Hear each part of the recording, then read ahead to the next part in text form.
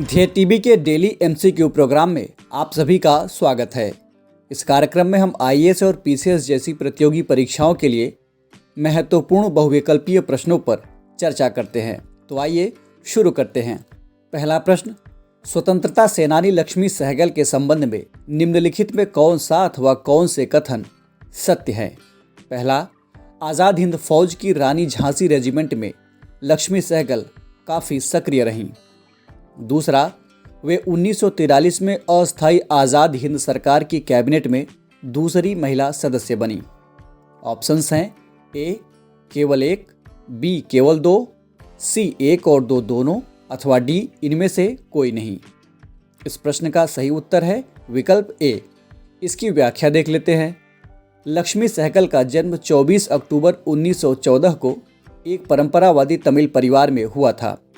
वे बचपन से ही राष्ट्रवादी आंदोलन से प्रभावित हो गई थीं और जब महात्मा गांधी ने विदेशी वस्तुओं के बहिष्कार का आंदोलन छेड़ा तो लक्ष्मी सहगल ने उसमें हिस्सा लिया था। बाद में वे आज़ाद हिंद फौज में शामिल हो गई थीं। साल 1943 में लक्ष्मी अस्थायी आज़ाद हिंद सरकार की कैबिनेट में पहली महिला सदस्य बनी, न कि दूसरी। आज़ाद हिंद फौज की रानी झांसी रेजिमेंट में लक्ष्मी सहगल बहुत सक्रिय रहीं। बाद में उन्हें कर्नल का ओहदा दिया गया, लेकिन लोगों ने उन्हें कैप्टन लक्ष्मी के रूप में ही याद रखा। कल इनकी जयंती थी, इसीलिए इस प्रश्न को शामिल किया गया। इनकी मृत्यु साल 2012 में हुई थी। बढ़ते हैं दूसरे प्रश्न की ओर। हाल ही में फ्यूचर टेक 2021 कार्यक्रम का आयोजन किया गया। इसकी थीम क्या थी? आपके विकल्प हैं ए तकनीक के बढ़ते प्रभाव, बी भविष्य में प्रशासन में तकनीक का इस्तेमाल, सी भविष्य को सुचारू रूप से चलाने में तकनीक का उपयोग, अथवा डी भविष्य के निर्माण के लिए प्रमुख वाहक तकनीक हम सब भरोसा कर सकते हैं। इस प्रश्न का सही जवाब है विकल्प डी। इसकी व्याख्या देख लेते हैं। हाल ही में केंद्रीय इलेक्ट्रॉनिक्स एवं सूचना प्रौद्योगिकी और कौशल विकास एवं उद्यमिता राज्य मंत्री श्री राजीव चंद्रशेखर ने फ्यूचर टेक 2021 सम्मेलन का वर्चुअल तरीके से उद्घाटन किया। फ्यूचर टेक 2021 डिजिटल प्रौद्योगिकियों पर एक अंतर्राष्ट्रीय सम्मेलन और प्रदर्शनी है, जिसका आयोजन CII यानी the confederation of Indian industry द्वारा किया जा रहा है। ये सम्मेलन 19 से 27 अक्टूबर 2021 तक चलेगा। इसमें उद्यमियों, उद्योग जगत की हस्तियों और सरकारी अधिकारियों के बीच बातचीत होगी। इस कार्यक्रम की थीम है भविष्य के निर्माण के लिए प्रमुख वाहक तकनीक हम सब भरोसा कर सकते हैं। बढ़ते हैं तीसरे प्रश्न की ओर, जो कि G20 समूह के संबंध में है। देखते हैं प्रश्न को। G20 समूह के संबंध में निम्नलिखित में कौन सा अथवा कौन से कथन सत्य हैं? पहला, G20 शिखर सम्मेलन का आयोजन आगामी 30 और 31 अक्टूबर को रोम में होगा। दूसरा, इसका मुख्यालय पेरिस में है। आपके ऑप्शंस हैं ए केवल एक, बी केवल दो, सी एक और दो दोनों, अथवा डी इनमें से कोई नहीं। इस प्रश्न का सही उत्तर है विकल्प सी। इसकी व्याख्या देख लेते हैं। G20 समूह के सदस्य देशों का शिखर सम्मेलन रोम में 30 और 31 अक्टूबर को आयोजित होना है। इस सम्मेलन में भाग लेने के लिए प्रधानमंत्री नरेंद्र मोदी रोम जाएंगे। बता दें कि G20 समूह विश्व बैंक और अंतर्राष्ट्रीय मुद्रा कोष का प्रतिनिधि, यूरोपियन संघ और 19 देशों का एक अनौपचारिक समूह है। ये समूह दुनिया के प्रमुख उन्नत और उभरती अर्थव्यवस्था वाले देशों को एक साथ लाता है। यह वैश्विक व्यापार में 75%, वैश्विक निवेश में 85%, वैश्विक GDP में 85% और दुनिया भर की जनसंख्या में 2/3 की हिस्सेदारी रखता है। खास बात है कि इसका कोई स्थायी सचिवालय या मुख्यालय नहीं है। बढ़ते हैं अगले प्रश्न की ओर।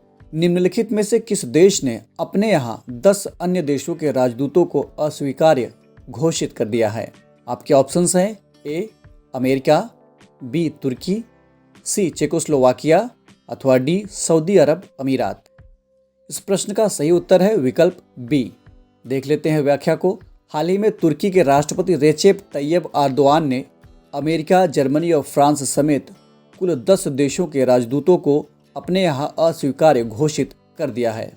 इसका मतलब ये हुआ कि तुर्की इन देशों के राजदूतों को अपने यहाँ रखने के लिए तैयार नहीं है। इन राजदूतों को अब तुर्की छोड़ना पड़ सकता है। दरअसल America, France, Finland, Canada, Denmark, Germany, Netherlands, Norway और स्वीडन के राजदूतों ने एक साझा बयान में ओस्मान कवाला की तुरंत रिहाई की मांग की थी। ओस्मान कवाला तुर्की के एक एक्टिविस्ट हैं जो पिछले 4 साल से ज़्यादा समय से जेल में हैं। उन पर विरोध प्रदर्शन के समर्थन और तख्तापलट की कोशिश के आरोप हैं, हालांकि उन्हें दोषी साबित नहीं किया जा सका है। ये विरोध प्रदर्शन तुर्की में हो रहे थे। बढ़ते हैं कार्यक्रम के अंतिम प्रश्न की ओर। ब्रह्मोस मिसाइल के संबंध में निम्नलिखित में कौन सा कथन असत्य है? आपके विकल्प हैं: ए, इसका नाम भारत की ब्रह्मपुत्र नदी और रूस की मोस्कवा नदी के नाम पर रखा गया है। बी, इसे ब्रह्मोस एरोस्पेस द्वारा डिजाइन, विकसित और निर्मित किया गया है। सी, ये मध्यम दूरी की सुपरसोनिक क्रूज मिसाइल है। अथवा डी, क्रूज मिसाइल परवलयाकार मार्ग में चलते हैं। इस प्रश्न का सही विकल्प है डी, यानी डी में दिया गया कथन असत्य है। नजर डालते हैं इसकी व्याख्या पर। ब्रह्मोस मिसाइल का नाम भारत की ब्रह्मपुत्र नदी और रूस की मोस्कवा नदी के नाम पर रखा गया है। इसे ब्रह्मोस एरोस्पेस, जो कि एक कंपनी है, इसके द्वारा डिजाइन, विकसित और निर्मित किया गया है। ये मध्यम दूरी की सुपरसोनिक क्रूज मिसाइल है जिसे पनडुब्बियों, जहाज़ों, विमानों अथवा ज़मीन से लॉन्च किया जा सकता है। क्रूज मिसाइल पृथ्वी की सतह के समानांतर चलते हैं और इनका निशाना बेहद ही सटीक होता है। हाल ही में DRDO ने लखनऊ में ब्रह्मोस मिसाइल के निर्माण की बात कही है। तो ये था आज का डेली MCQ कार्यक्रम। आपको ये कार्यक्रम कैसा लगा कमेंट करके हमें ज़रूर बताइएगा।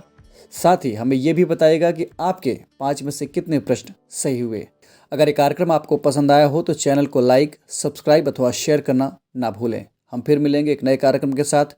तब तक ले इजाज़त दीजिए। नमस्कार।